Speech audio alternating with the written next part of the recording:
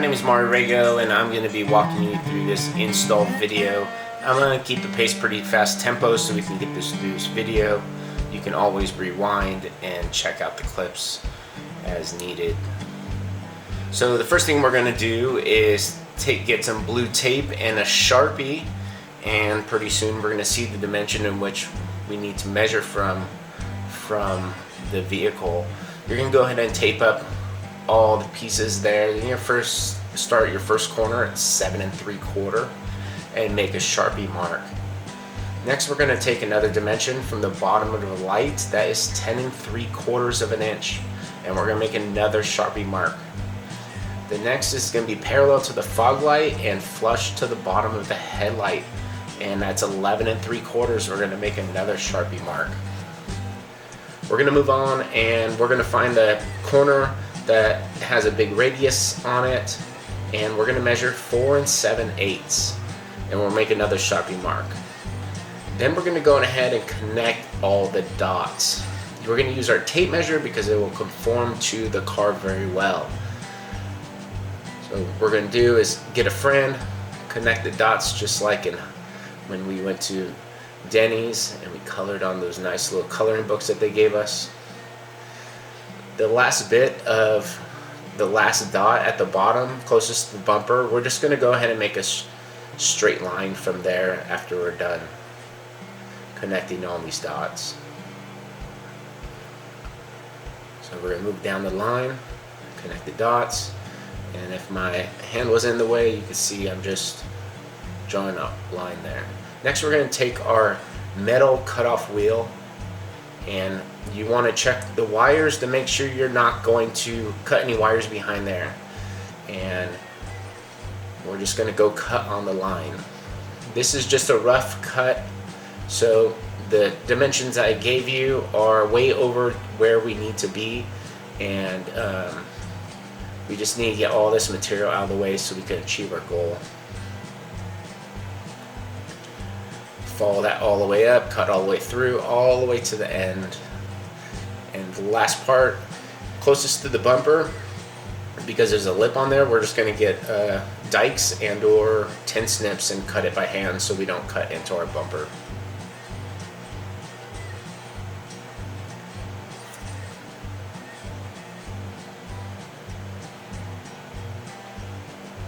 So this material is very hot, so wear safety glasses. It will stick to you. Then get our tin snips and cut off the remaining right there so we don't damage our bumper. Next, we're going to take off this metal steel line here so we can get the high clearance bumper in there. Now we're going to be taking this bumper off and on a couple times. You'll get very good at it. The fastest I've done it is at least 4 times. So you're going to want to install it now that we cut it, and we're going to take that stock plastic bumper and put it in front of the high clearance bumper, because what we're going to do is put it where it's supposed to go and trace the back of it. You can see I unclipped that corner of the bumper from the car so it's not binding up.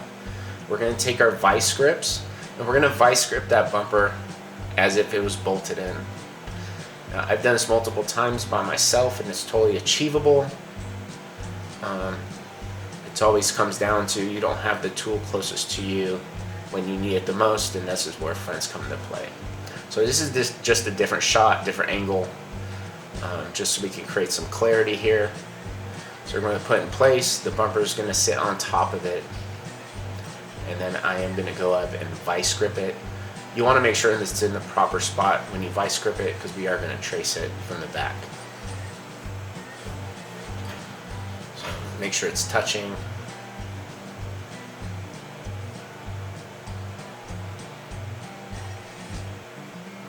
So as you can see, you get your Sharpie, you peel back that fender well there, and all you're going to do is trace that bumper from the back side onto the front or the back side of that plastic bumper. And then what we're going to do is take off that high clearance bumper and cut on that line and or sand. It becomes like a 1/2 inch of material you'll probably be taking off throughout that line there.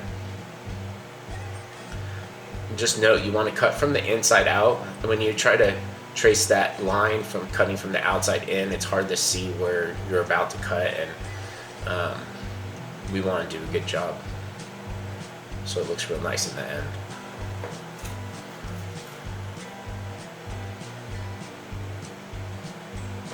So trace all the way down, stick your head in there, make sure you did trace. You could just pull that bumper back a little just to make sure. Get a fresh Sharpie, don't use a dried up one. So I'll undo that vice grip, take off that bumper, and we're going to show you cutting from the other side because I'm right-handed and it was easier to film this part of it. So you can see I took my cutoff wheel and I was just cutting on the line from the inside out. And once again, when you get closest to the bumper, you want to use those tin snips. And then after that, we're going to use our sander and fine-tune any little bit that we need to get that bumper dialed in.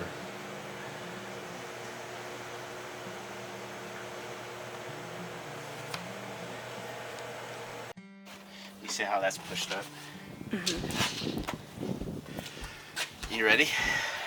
Okay. So you see our gap here? I can tell, like, obviously you can see this is getting pushed up. So pick the distance between here, and we're not going to trace all that. What I want to do is relieve this gap right here. So I'm going to continue that gap all the way across. I'm going to cut this off. I'm actually just going to sand it. It'll be really quick. So let me take this off. And you can see here, since I'm out here and I know that's going to go down, I'm just going to go and drag this a little bit.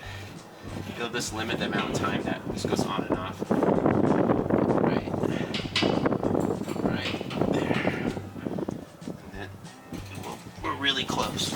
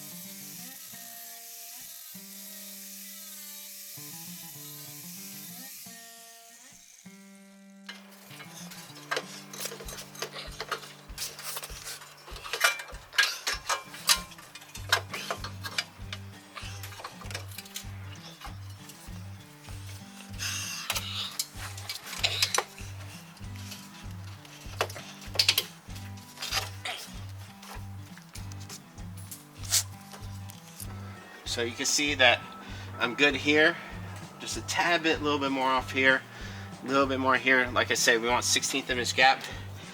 It's dragging right here. This is clipped in, you can tell how it wants to push.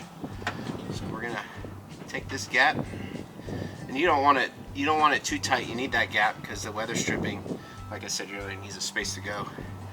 We're gonna carry that on clear to the end. What you don't want is to have it so tight that when you tighten this thing up, there's binding. It's not going to want to sit where it wants to sit. You know, just drag it. Make a nice clean line. Nice clean line. All the way across, all the way down. Especially down here. Yeah.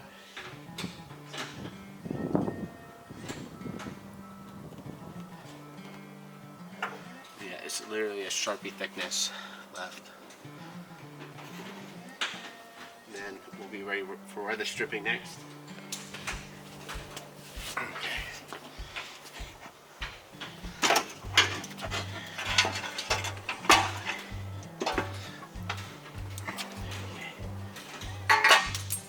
let me get the sander again.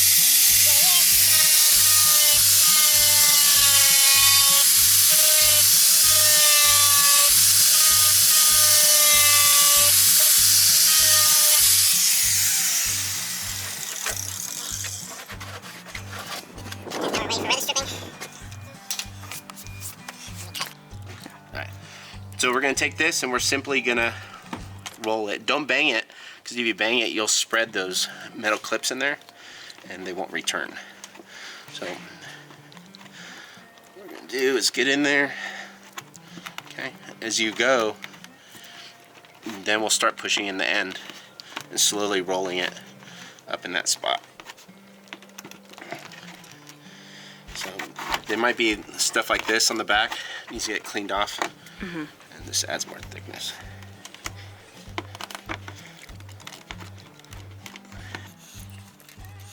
So you'll feel it bottoming out. Like I said, wherever you don't bang, slowly inch it in real nice. See where it's bottoming out.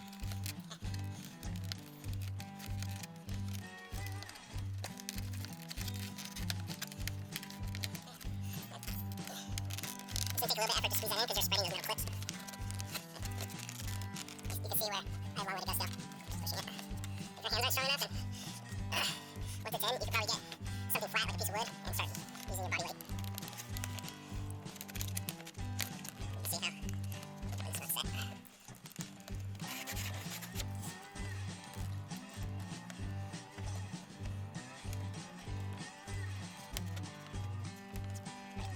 Here's the hardest part of this whole thing right here. Nice. You can see if you go down the line, there's a bump here. If your plastic was sanded straight, it's probably because it's not seated all the way. You can see, feel it clicking in.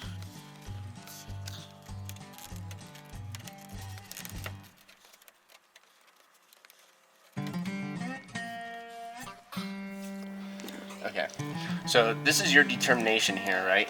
As we're getting to the end, you can cut it here or drag it to here. The high clearance mount will barely stop right there. So, but if you stop this weather stripping, it might look silly if you just stop where that high clearance mount goes. So what I'm going to do is just go ahead and stand straight. I'm going to run this all the way here the best I can, and then cut it at that angle. So at the end, if you're worried about this slipping off, which it probably won't because the bumper is pushing up on it, you can also put super glue and glue it there. But just realize that you are super gluing it. But honestly, I don't think you'll have any problems. Once everything's pushed up on here, everything will be fine. Yes. So when we're done doing all that good stuff, we're just gonna go ahead and it's time to bolt it in.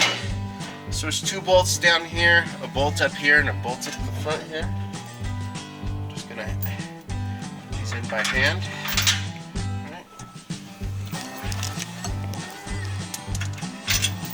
All right.